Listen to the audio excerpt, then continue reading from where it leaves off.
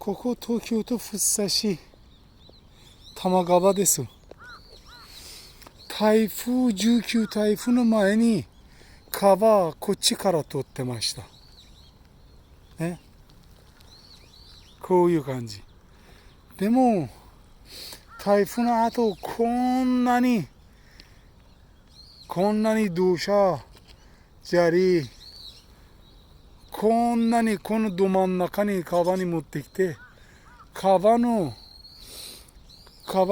れる道がもう変わっちゃってこっちからそっちに移っちゃってるのもそっちになっちゃってます。